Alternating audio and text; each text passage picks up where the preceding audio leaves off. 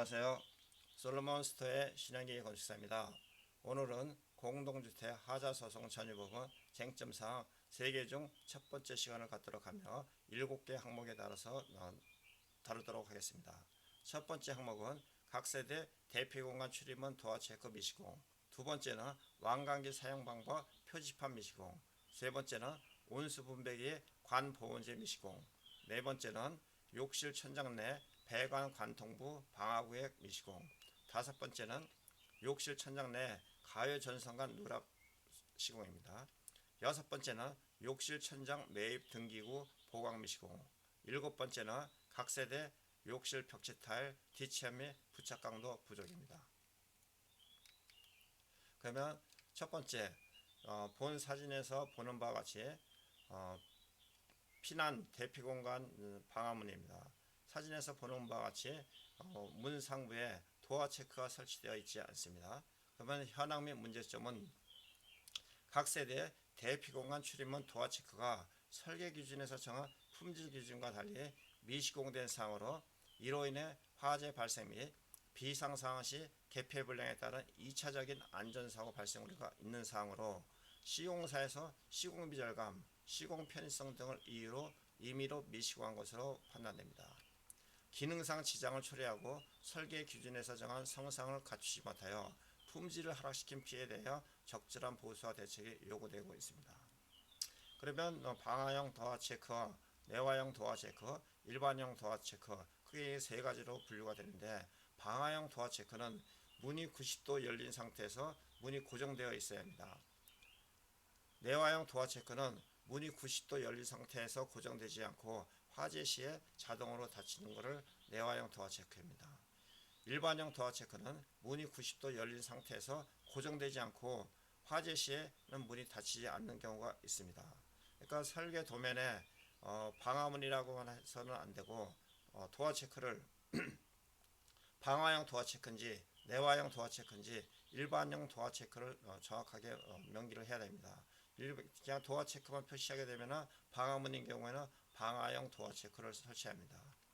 일반형 도어 체크와 내화형 도어 체크의 가격은 25,000원 내외에서 1,000원, 2,000원 정도밖에 차이가 안 나는데, 방화형 도어 체크와 내화형 도어 체크는 거의 가격 차이가 2배 차이가 나므로 설계도면은 정확한 기준에 의해서 정확하게 방화형, 내화형, 일반형 도어 체크를 구분해야 합니다.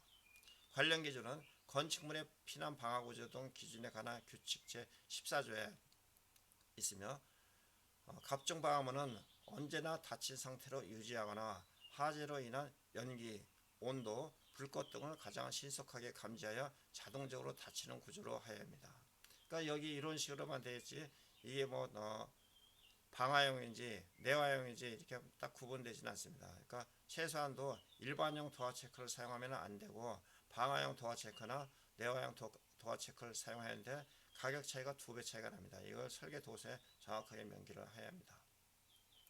또한 이 방화형 도어 체크를 일반형 내화형 도어 체크를 설치하는 게 의무적으로 꼭 해야 된다라는 규정은 없습니다. 그러니까 여기 지금 규정에서 보는 바와 같이 갑종 방화문은 언제나 닫힌 상태를 유지하거나 화재로 인한 연기, 온도, 불꽃 등을 가장 신속하게 감지하여 자동적으로 닫히는 구조로 해야 합니다. 자동적으로 닫히는 구조. 본 사진에는 피난형 완강기 설치입니다. 각 세대에 보통 이제 아파트인 경우에는 완강기를 설치하는 경우가 있는데 보통 2층서부터 10층까지 11층까지 설치합니다. 각 세대 완강기 사용 방법 표지판이 설계 기준에서 정한 품질 기준과 달리 미시공된 사항으로 화재 발생 및 2차적인 안전사고 발생 우려가 있는 사항으로 시공사에서 시공비 절감, 시공 편의성 등을 이유로 임의로 시공한 것으로 판단됩니다. 기능상 지장을 초래하고 설계 기준에 정한 성상을 갖추지 못하여 품질을 하락시킨 피해에 대해 적절한 보수와 대책이 요구됩니다. 그러니까 완강기를 설치하였더라도 사용하는 표지판이 시공이 되어 있어야 합니다. 기계 소방 시방서 7 피난기구 설치 기준 6항에 있습니다. 피난기구를 설치한 장소에는 가까운 곳에 보기 쉬운 곳에 피난기구가 있다는 뜻을 표시한 발광식 또는 축광식 표지와 그 사용 방법을 표지한 표지를 부착해야 합니다. 그러면 소방 대상물의 설치 장소별 피난기구의 적응성을 한번 보면은 설치 장소별로 첫 번째 노유자 시설, 두 번째는 의료시설 및 근린생활시설, 입원실 중 입원실이 있는 의원 접근원 조사란입니다.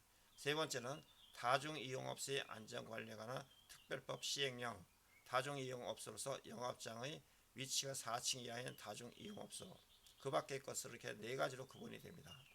첫 번째, 노유자 시설과 두 번째, 의료시설과 근린생활시설 중 입원실이 있는 의원 접근원에는 완강기를 설치하는 게 아닙니다.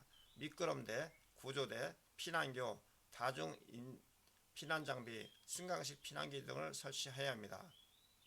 그러나 다중이용업소 안전관리에 관한 특별법 시행령에는 2층 이상인 경우에는 아까 얘기했던 미끄럼대, 피난사다리, 구조대 등과 완강기를 설치해야 합니다. 2층 이상인 경우에 완강기를 설치해야 합니다. 그 밖의 것은 3층인 경우에 완강기를 설치를 합니다. 완강기 설치 기준을 잘못 알고 계신 것은 건물의 층수가 높다면 반드시 설치해야 하는 것은 아니며 완강기 설치는 2층 이상 10층 이하에서 건물 시설에 따라서 설치를 해야 하는지 안 해도 되는지 구분을 해야 합니다. 노유자 시설, 의료시설, 근린생활시설 중 입원시설이 있는 의원, 접근원, 조사원과 같이 완강기 이용이 불가능한 대상자들이 주요 이용하는 건물에서는 건물의 층수와 관계없이 완강기 설치 기준이 존재하지 않습니다. 대신에 피난교와 승강식 피난기 등을 활용하게 됩니다. 다중이용업소로서 영업장의 위치가 4층 이하인 경우에는 2층서부터 4층 모두 완강기를 설치해야 합니다. 그 밖의 모든 건물은 3층부터 10층까지 완강기를 이용하게 되며 11층부터는 완강기를 설치하지 않아도 됩니다. 본 사진은 싱크대 밑에 분배기입니다. 분배기에 설치되어 있고 엑셀 파이프도 설치가 되어 있는데 엑셀 파이프에 보온재를 시공을 하지 않은 사진입니다. 각 세대 온수 분배기 관보온재 미시공된 사항으로 엑셀 파이프가 온수 공급 시 과열로 인해 배관 파손 또는 누수, 유지관리에 지장을 초래하는 사항입니다. 시공사가 공사비 절감을 위해 임의로 축소 시공을 한 것으로 판단되며 설계도서의 기준을 축소 시공하여 기능상 지장을 초래하고 설계도서에서 정한 성질이나 성상을 갖추지 못한 것으로 품질을 하락시킨 피해에 대한 적절한 보수와 대책이 요구되고 있습니다. 여기 엑셀 파이프 중에서는 공급관만 보온재를 시공하며 환수관은 시공하지 않아도 됩니다. 본 도면과 같이 단위 세대 난방 배관 평면도에 분배기가 있으며 분배기에 보온재 시공을 해야 된다는 것을 정확하게 표기를 해야 합니다. 여기서 자세히 보면은 아티는 5mm 정도 설치하는 것을 HWS만 해당이 됩니다. 그러니까 공급관만 보온재를 시공하며 환수관은 시공하지 않아도 됩니다.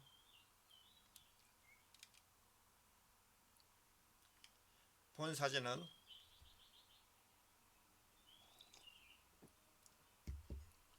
욕실 천장 위인데 배관 관통부 방화구에 일부 미시공된 사항으로 방화구의 일부가 설계 기준에서 정한 품질 기준과 달리 미시공된 사항으로 욕실 천장 내 배관 관통부 방화구액은 관통부 위로 화재가 번져 대형 화재가 야기되면 이는 품질 저하 및 시공 차익 등이 발생이 되었습니다.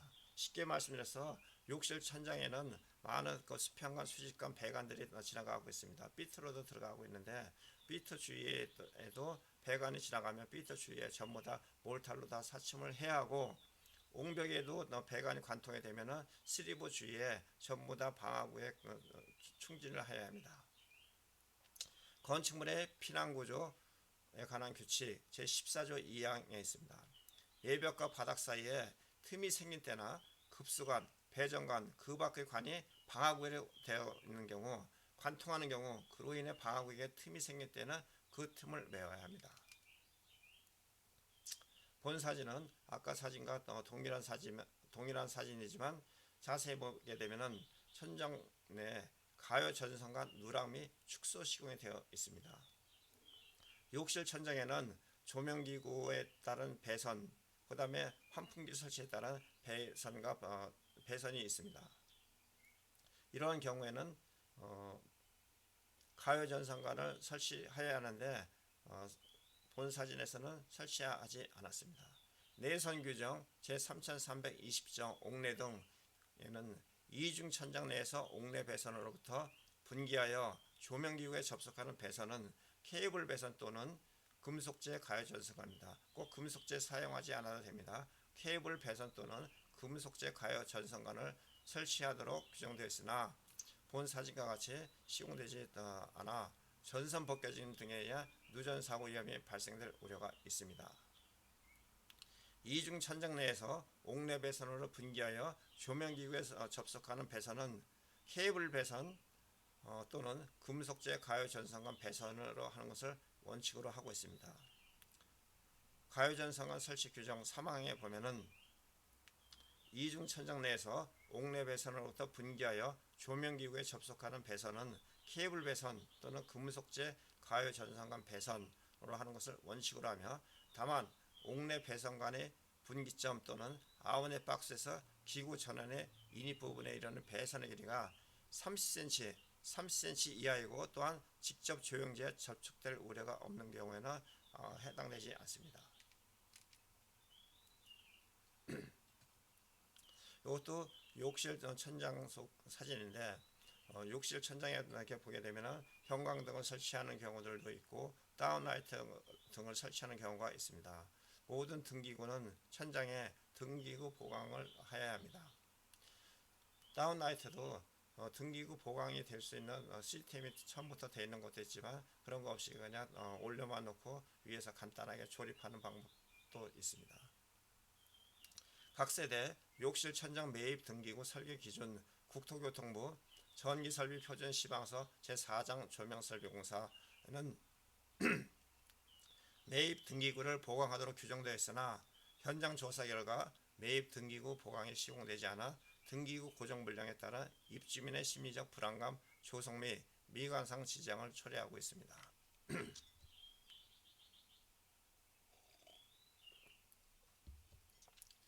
전기설비 표준시방서에는 모든 조명기구는 천장 마감재 같은 소정의 부착 강도를 보장할 수 없는 자재에 직접 부착하여서는 아니 되며 반드시 천장 구조재 등의 견고히 부착을 해야 합니다.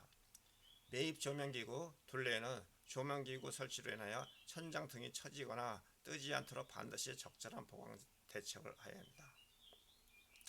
공사시방서 또는 특별시방서에 기재되어 있지 아니하거나 표준시방서보다 공사시방서 또는 특별시방서의 기재가 더 낮은 수준인 경우에는 건설기술진흥법 시행규칙 제40조 취지에 따라 표준시방서의 시공 기준을 우선 적용해야 합니다.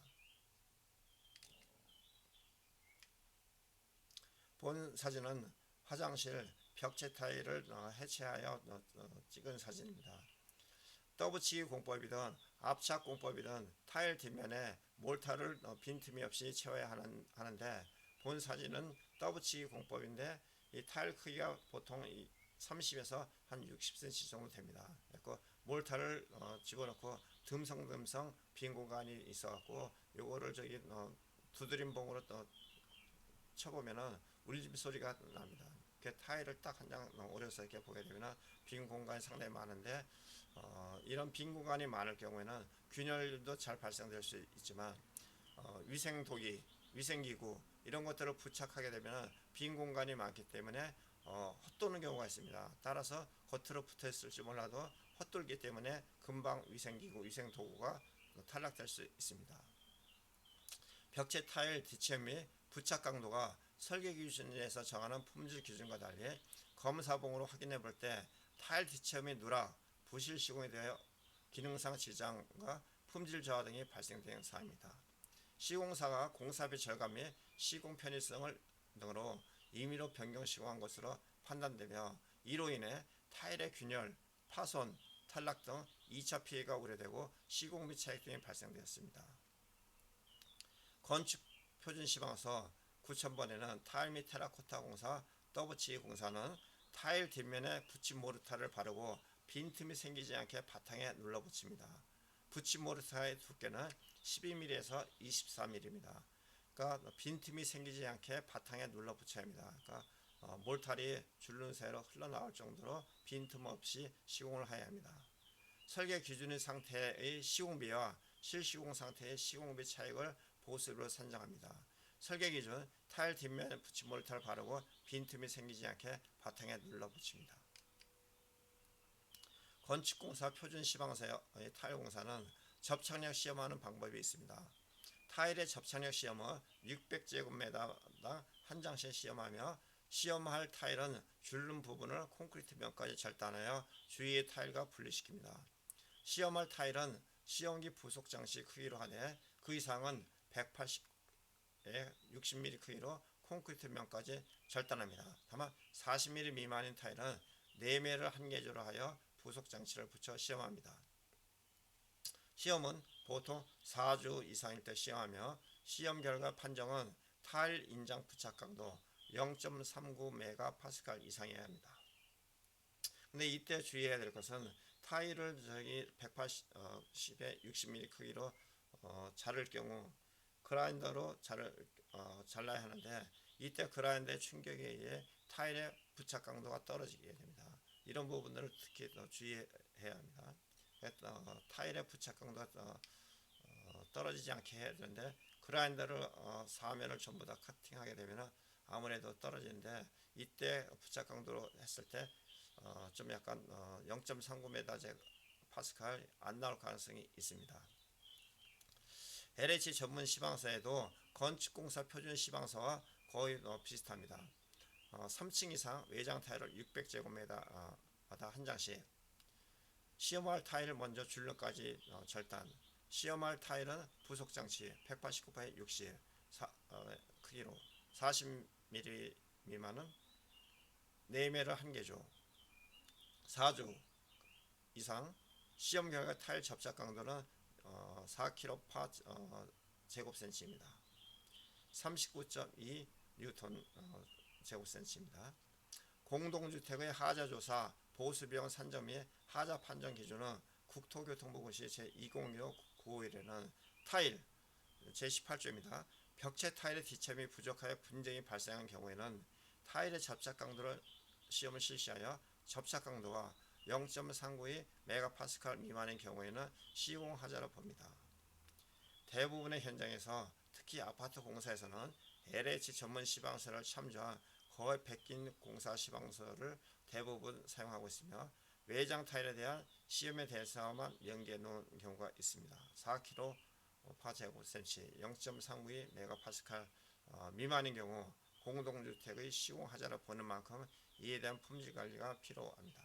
네, 아까도 말씀드렸듯이 타일을 요즘 타일 한 장 크기가 큰 거는 벽 타일이 보통 30cm, 60cm 어마어마하게 큽니다. 이거는 어떤 부속물에서 띄기에는 한계가 있기 때문에 180mm 곱하기 60mm 크기로 콘크리트 면까지 절단해서 됩니다. 이때 그라인더로 자를 때 충격으로 인해 타일과 몰탈면의 접착 강도가 떨어지기 때문에 이거 주의해야 합니다. 그러면 건설 감정 실무 기준에는 DCM 부족인 경우에 타일면 DCM 부족은 탈락면의 유관 관측 또는 타공 시 타격음으로 미시공 여부를 판단합니다. 꼭 타일을 절단하지 않더라도 타공 시 타격음으로 미시공 여부를 판단합니다. 모르타르의 접착력 약화는 들뜸, 처짐, 탈락의 내재적 원인이 될 수 있으며 현재 외관상 들뜸, 처짐, 탈락이 나타나지 않은 상태라면 중요한 하자로 보기 어렵고 사용검사 전에 미시공 하자로 분류합니다. 다만 기능상 하자가 발생할 우려가 있다고 보이는 경우에는 별도로 판단을 해야 합니다. 그러면 비용 산정하는 방법은 DCM 부족을 해소하기 위해서는 타일을 철거하고 재시공해야 하는데 이런 경우 하자가 중요하지 아니하고 그 보수에 과다한 비용을 요하는 경우에 해당하며 하자로 인한 손해배상 즉 하자 없이 시공하였을 경우 시공비용과 하자 있는 상태로 시공비용은 차액을 산정합니다. 건설공사 표준시방세는 떠붙이기 공법과 압착 공법이 있는데 일반적으로 떠붙이기 공법이 굉장히 저렴한 거로 생각이 될 수가 있으나 건설 표준품셈에서는 떠붙이기 공법과 압착 공법의 가격 차이가 별로 없습니다.